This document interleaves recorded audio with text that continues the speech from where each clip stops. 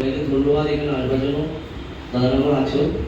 তো মেনলি এই কনফারেন্সটা actually IFA বলো বা সিআরএ বলো বা এএফএ বলো কাউকে ক্রিটিসাইজ করার জন্য না বা কাউকে ইনসাল্ট করার জন্য না।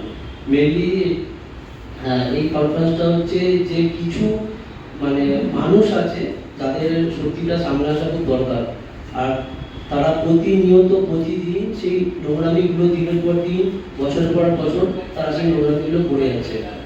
তাই জন্য আজকে এই কনফারেন্সটা ডাকা। তো আমার আপনারা সবাই জানেন যে আমার সাথে মিস্টার হালদারের একটা কোর্ট কাছের একটা ব্যাপার চলছে। তো সেদিক থেকে প্রথমেই মানে আমার যিনি উকিল রয়েছে আমাদের জয়ন্ত দা সবসময় আমাকে সাপোর্ট করেছে প্রথম দিক থেকে। উনিও মাঠের মানুষ, সিদ্ধমল ক্লাবের বড় ফ্যান। তো আমাকে প্রথম দিন থেকে সাপোর্ট করেছে এবং তার সহযোগী বিলটাও আছে। তো আমি সবার প্রথমে মাইকটা আমার জয়ন্তদাকে দেবো, যে উকিল সে পুরোটা কথাগুলো বলবে, তারপর আমি বলবো। আমার বলার ইচ্ছে ছিল না বেঙ্গল সুপার লিগ নিয়ে, কিন্তু অনেক কি বলবো প্রেশারে আমাকে এটা বলতে হলো, কারণ লাস্ট 6-7 দিন ধরে আমার ফোনে প্রতিনিয়ত ফোন আসছে যে আমি নাকি আমার বন্ধু প্রাঞ্জল ব্যানার্জির এগেনস্টে নাকি কোর্টে মামলা করেছি। তো প্রাঞ্জল ব্যানার্জি আমার খুব ক্লোজ, আমরা একসাথে দীর্ঘদিন খেলিয়েছি, একসাথে আমরা রেফারিং এসেছি, একসাথে ন্যাশনাল পাস করেছি, একসাথে আমরা আইএসএল আই লিগ একসাথে বহু ম্যাচ খেলিয়েছি একসাথে। তো আমি চাই না যে ওর কোনো কিছু ক্ষতি হোক বা ওর কোনো প্রবলেম হোক, কারণ ওরা সমস্ত রেফারিরা আমাকে ফোন করে বলছে আমি নাকি প্রাঞ্জল ব্যানার্জির এগেনস্টে মামলা করেছি। তো অ্যাকচুয়ালি আমি প্রাঞ্জল ব্যানার্জির এগেনস্টে মামলা করিনি। মামলাটা শুধু লিগাল নোটিশ পাঠানো হয়েছে সাচিকে, লিগাল নোটিশ পাঠানো হচ্ছে আইএফএ, সিআরএ। এবার তারপরে যেটা স্টেপ নেওয়ার সেটা আইএফএ বা সাচি বা সিআরএ সেটা নেবে, কিন্তু আমার উদ্দেশ্য এরকম না প্রাঞ্জল ব্যানার্জির নামে কাউকে খারাপ করা, এটা আমার মেন উদ্দেশ্য। আর আমার মেন ওয়ার্ড হচ্ছে যে ইনকোয়ারি আজকে বিএসএল যে পোস্টিংটা হতো, আমি জানতেও পারতাম না যে কারা পোস্টিংটা করতো, কিন্তু উদয়নবাবু নিজেই আমাদের যে বিএসএল এর যে রেফারিজ একটা গ্রুপ ছিল সেখানে উনি নিজেই পোস্ট করে যে আমি 4 জনের রেফারিজ পোস্টিং কমিটির একজন। উনি সমস্ত ওনার পোস্টের সমস্ত কি কারণে পোস্ট কি জন্য করেছি সম্পূর্ণ সবকিছু নিজেই পোস্ট করে জানান। সেই কারণেই আমি জানতে পারি যে বিএসএল এর 4 জন মিলে পোস্টিং করেছে। তো তারপরে যে জিনিসগুলো হয়েছে সেগুলো আমার উকিল বলেছে, তো সেগুলো আমি বলতে চাই না।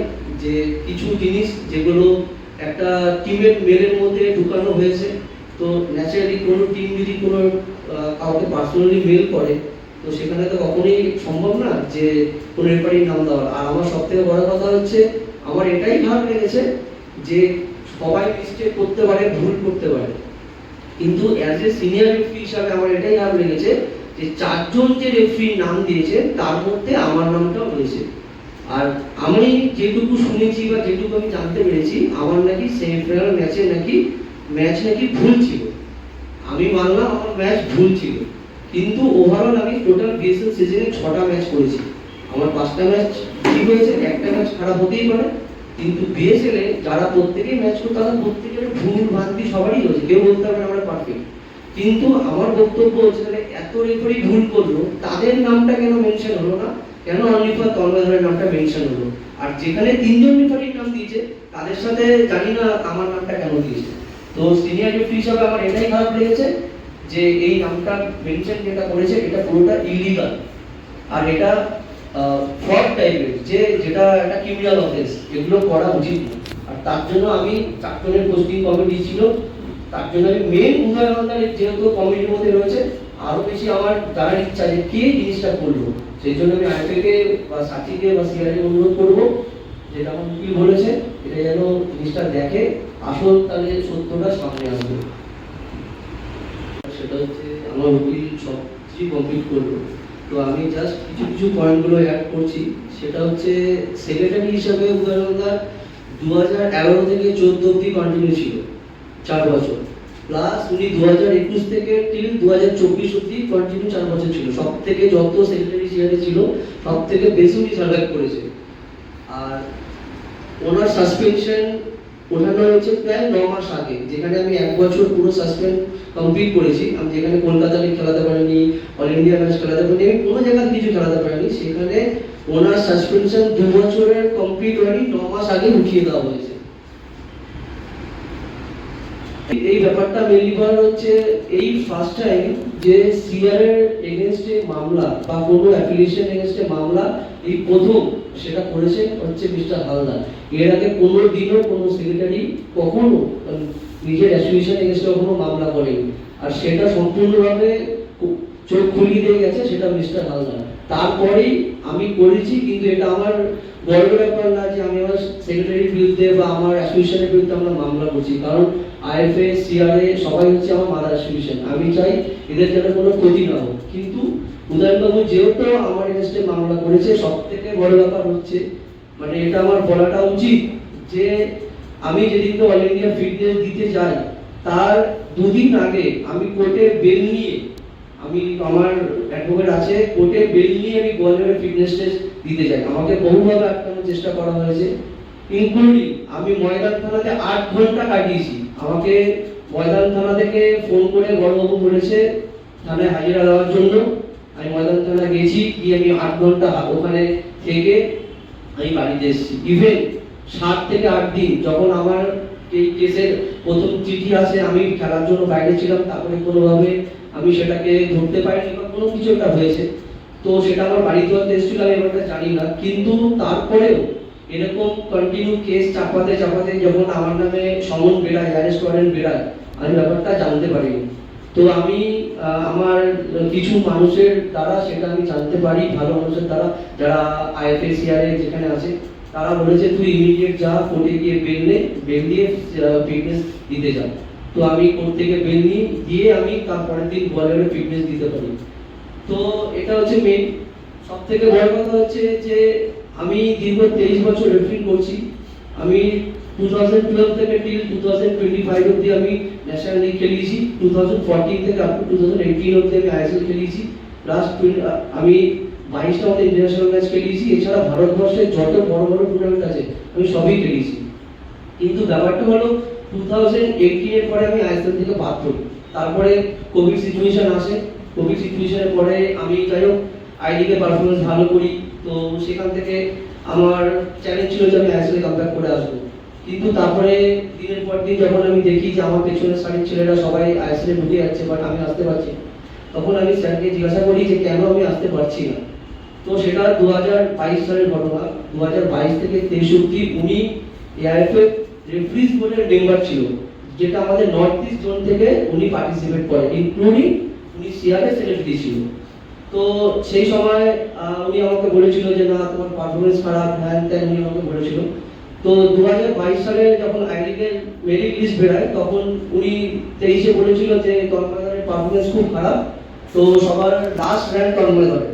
তো সেই লিস্টটা আমি কোনো ব্যক্তির দ্বারা সেই লিস্টটা আমার কাছে আছে, কিন্তু আমি এটা প্রেস করতে পারবো না, কারণ এগুলো সব কোর্টে সাবজুডিস ম্যাটার। বাট এই মিথ্যে এলিগেশনগুলো উনি সিআরএ তে সমস্ত মানুষকে এগুলো জানানো হয়েছিল। তারপরে 2023 সালে যখন আমি ওনাকে বলি যে আইএসএল আমি কেন নিই, তখন তারপরে কিছু ইনসিডেন্ট হয়, সেগুলো হয়তো আমার উকিল স্যার বলেছে, কারণ এগুলো কোর্টে সাবজুডিস ম্যাটার।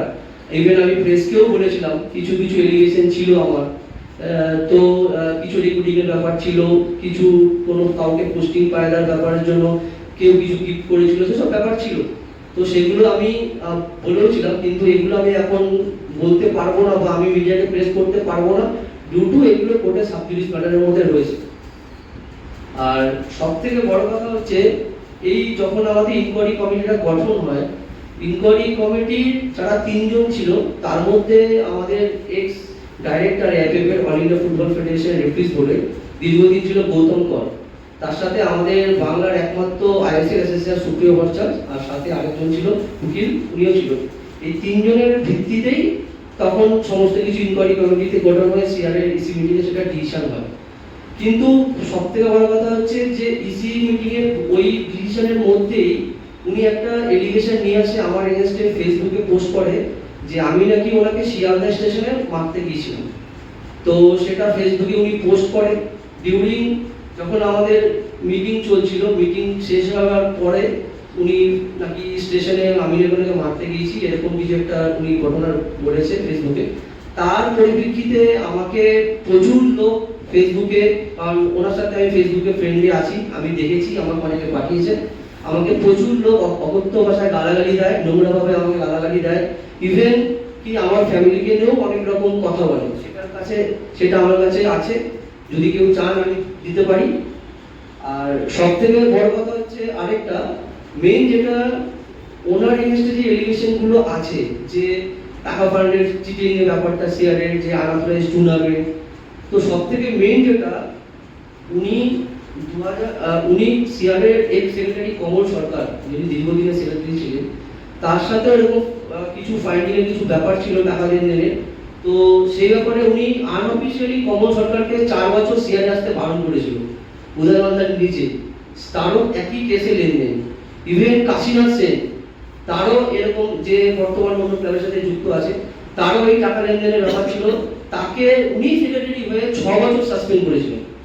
তো আজকে আমার বক্তব্য হচ্ছে এটাই, যে উনি যখন সেক্রেটারি হয়ে এই দুজন ব্যক্তিকে 4 বছর 6 বছর সাসপেন্ড করেছিল, তা আজকে যখন উনি নিজের সেক্রেটারি, উনি যখন নিজের টাকা যেটা 900 কেস উঠেছে, সেটা হচ্ছে মেন ট্রাকনের সাথে আমাদের শেয়ারের একটা লাস্ট 2 বছর আগে 22 সাল অথবা 23 সালে আমাদের শেয়ারের জার্সিতে ট্রাকন লেখা আছে, ঠিক আছে?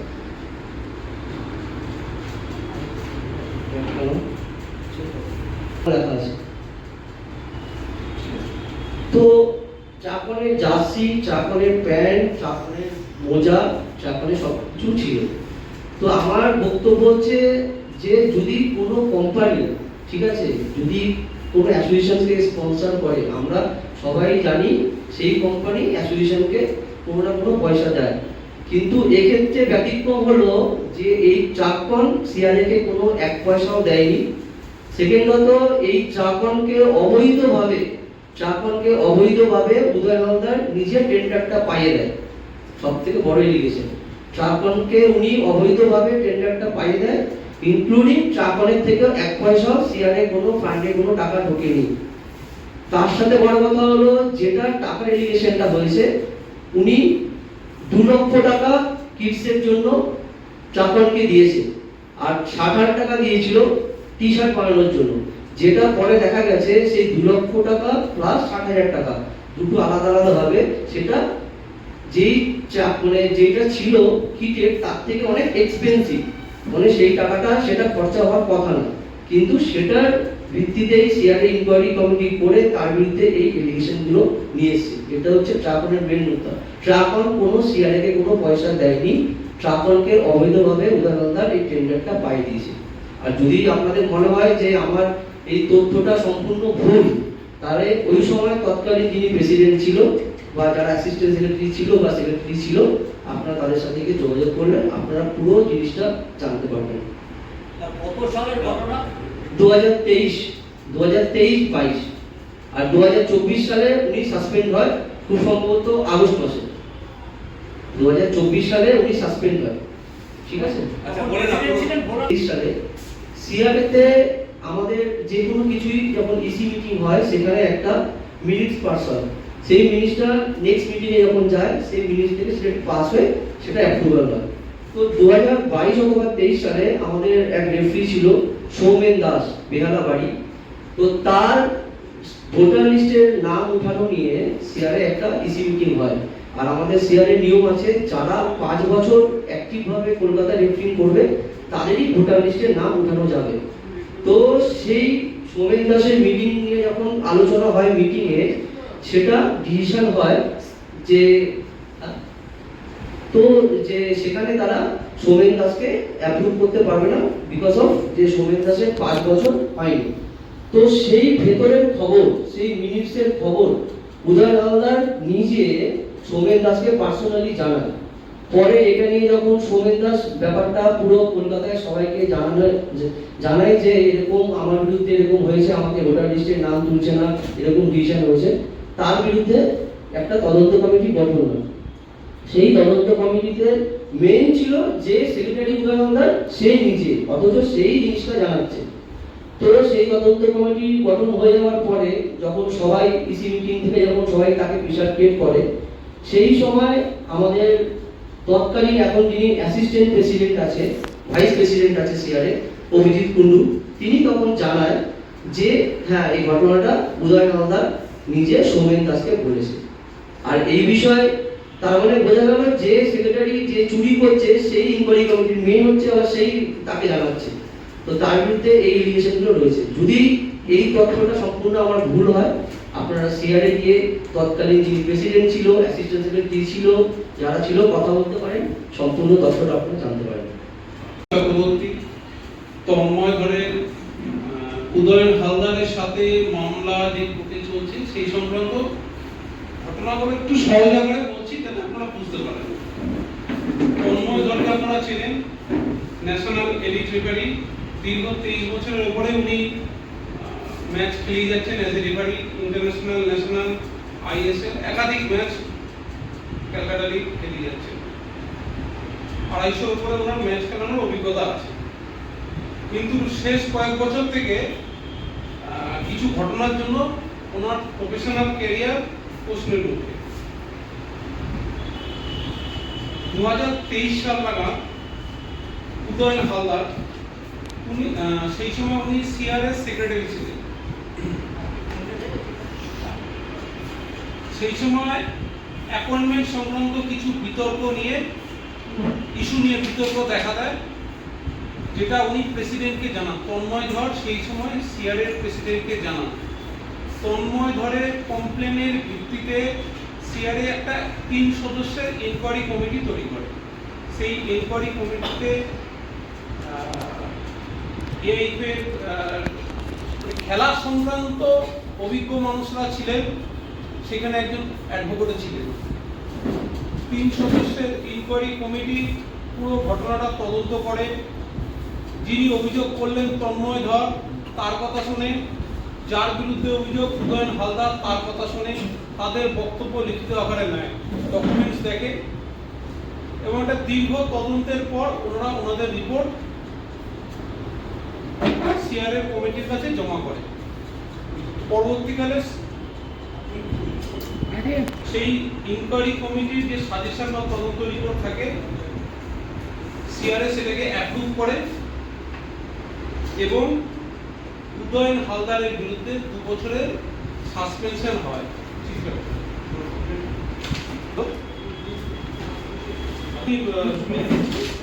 Now you are proven guilty of misconduct concerning anti-association interest, unauthorized use of CRA funds, serious derogation of duties, illegal participation in the interstate tournament. এই অ্যালিগেশনগুলো প্রুভ হয় এবং ওনার 2 বছরের পানিশমেন্ট হয়। এখন যে ব্যাপারটা দাঁড়ায়, উদয়ন হালদার এগেইনস্টে 2 বছরের পানিশমেন্ট এবং কমপ্লেন করেছিলেন আমার ক্লায়েন্ট তন্ময় ধর, ওনার 1 বছরের পানিশমেন্ট। ওনাকে পানিশমেন্ট করার কারণটা হচ্ছে গিয়ে উনি যেহেতু কিছু ঘটনা প্রেসের সামনে বলেছিল, সম্ভবত সোশ্যাল মিডিয়ায় বলেছিল, যেটা সাধারণত রেফারিদের প্রোটোকলের বিরুদ্ধে, অ্যাসোসিয়েশনের সম্মান নষ্ট হয়েছে, সেই কারণে ওনার 1 বছর সাসপেন্ড হয়। উনি ওই সাসপেনশনের এগেইনস্টে অ্যাপিল করেছিলেন, কিন্তু ওটাকে ওনারা কনসিডার করেননি। পুরো সাসপেনশনটাই উনি কমপ্লিট করেছেন। দ্যাট মিনস ওই 1 বছর উনি ওনার ক্যারিয়ারটায় কোনো রকম কাজ করার সুযোগ পাননি, ফাইন্যান্সিয়ালি লস হয়েছে, কারণ রেফারিদের ইনকামের পথ তো এটাই আছে। কিছুদিন আগে আমরা হঠাৎ করে দেখতে পারি কি কিছু ডিগনিটারিজ তারা একটা প্রেস মিট করছে। তারা প্রেস মিট করে হঠাৎ করে বলছে বা বোঝানোর চেষ্টা করছে বিভিন্ন মামলা মোকদ্দমায় সিআরএ ভারাক্রান্ত, মামলা থেকে বাঁচার জন্য একটা সন্ধি হয়েছে উদয়ন হালদার বা এরকম যাদের বিরুদ্ধে মামলা আছে, ওনারা মামলা তুলে নেবেন, সিআরএ সাসপেনশন তুলে নেবেন। তো এরকম আমরা শুনতে পেলাম উদয়ন হালদারও মামলা তুলে নিচ্ছেন। উদয়ন হালদার কিন্তু সিআরএ এগেইনস্টে একটা মামলা করেছিলেন, তন্ময় হালদার এগেইনস্টে একটা মামলা করেছিলেন, সেটা আমি পরে আসছি। আরো বাকি যারা আছে মামলা তুলে নেবেন, সিআরএ এগেইনস্টে সাসপেনশন তুলে দেবেন। তো আমরা ওই প্রেস মিট থেকে যেগুলো সোশ্যালি আমরা সার্কুলেট হয়েছিল জানতে পারলাম সিআরএ 2 বছরের সাসপেনশন কমপ্লিট হওয়ার আগেই তুলে নিল উদয়ন হালদারের এগেনস্টে এবং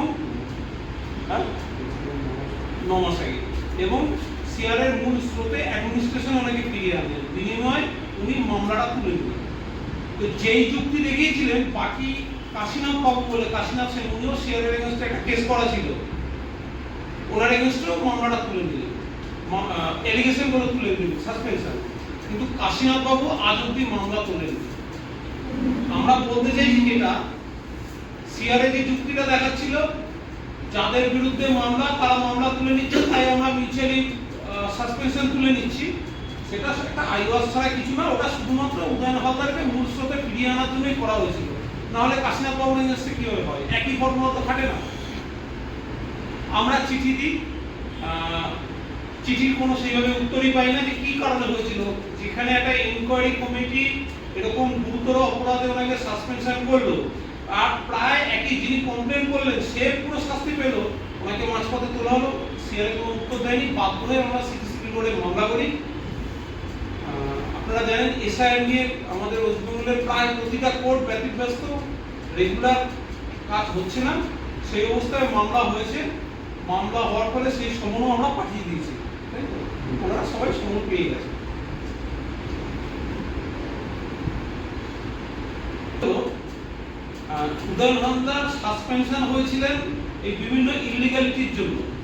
বর্তমানে উনি সিআরএ যেই পোস্টে আছেন সেটা হচ্ছে ওই এক্সাম পাস ফেলের যে ইনকোয়ারি কমিটি, সেই ইনকোয়ারি কমিটির উনি একজন মেম্বার। এক্সাম পাস ফেল মানে ওনার বিরুদ্ধে অভিযোগ এসব এক্সাম পাস ফেল নিয়ে, ভুল টেন্ডার নিয়ে, সিআরএ ফান্ড নষ্ট করা নিয়ে একাধিক জিনিস আছে। তো সেই এক্সামের পাস ফেলের যে ইনকোয়ারি কমিটি উনি ওটার মেম্বার। আমরা আপত্তি করেছি, মামলা করেছি, সেই মামলা পেন্ডিং, সমন সার্ভ হয়ে গেছে, নেক্সট ডেটাকে নিশ্চয়ই জানাবো। এছাড়া এআইএফ এর কমিটির মধ্যেও ওনারা বোধহয় আছেন, আইএফ এর কমিটিতেও আছে, এআইএফ এর কমিটিতেও আছে, রেফারিজ বোর্ড মেম্বার আছে। আমরা সব জায়গায় জানিয়েছি যে ওনার এই হিস্ট্রি, ওনার এগেইনস্টে এই অ্যালিগেশন আছে, ওনাকে যেই অ্যাক্টিভিটিতে রাখা হয়েছে সেটা রিকনসিডার করার জন্য। এই উদয়ন বাবু ফুটবলের মূল স্রোতে ফিরে আসলেন এবং খুব কাকতালীয়ভাবে কিছুদিন আগে বেঙ্গল বিএসএল এর টুর্নামেন্টের অদ্ভুত ঘটনা ঘটলো। ফাইনাল ম্যাচের আগে একটা হোয়াটসঅ্যাপ সার্কুলেট হতে থাকলো, যেখানে 4 জন রেফারির নাম উল্লেখ করে বলা হলো এই রেফারিদের যেন ফাইনালে রাখা না হয়। সেই 4 জনের মধ্যে প্রথম নামটা আমার ক্লায়েন্ট উদয়ন তন্ময়। আমরা পরবর্তীকালে উনি ফাইনাল ম্যাচ পাননি, যোগ্যতা থাকা সত্ত্বেও পাননি, বিভিন্ন জায়গায় লিগাল নোটিশ করি, চিঠিপত্র করি। ওটা থেকে জানা যায় যারা মেলটা করেছিল সেখানে তারা কোনো রেফারির নাম উল্লেখ করেনি, কারোই উল্লেখ করেনি। কিন্তু মাঝখানে কেউ একজন সেই নামগুলো এডিট করে ইনসার্ট করে আমার ক্লায়েন্টের ইমেজ নষ্ট করলো, ফাইন্যান্সিয়াল তো লস হচ্ছে। আমরা এগুলোর তদন্ত দাবি করছি, কারা করছে। আচ্ছা, ওই যে বিএসএল এর যে রেফারি কমিটি, সেখানেও সবথেকে সিনিয়র, সবথেকে অভিজ্ঞ এবং দক্ষ উদয়ন হালদার। ব্যাপারটার মধ্যে কি লিঙ্ক আছে, কি ঘটনা আছে ওনারাই বলতে পারবেন। আমরা আপনাদের মাধ্যমে ঘটনাটা সবার সামনে নিয়ে আসতে চাইছি, এটার পূর্ণাঙ্গ তদন্ত হোক এবং যে ভদ্রলোক এইরকম অ্যালিগেশনে সাসপেনশন হয়েছে তাকে ফুটবল মাঠের মধ্যে না রাখাটাই হয়তো বাঞ্ছনীয়। ট্যাংসারগুলো একটা মামলা আছে যেটা তন্ময় ধরে এগেইনস্টে করা হয়েছে, সবে সাক্ষী শুরু হয়েছে। সেই মামলাতেও উদয়ন হালদারের অনেক অভিযোগ আছে, কিন্তু সাবজুডিস ম্যাটার, সব কিছু বলা হয়তো ঠিক দেখাবে না। একটা রায় না বেরোনোর মধ্যে তো কিছু জানানো যায় না, সেখানেও অনেক বক্তব্য আছে, সেগুলো নিশ্চয়ই জানাবো আমরা পরে। আপাতত বিইং অ্যান অ্যাডভোকেট এইটুকুই আমরা জানালাম। এবার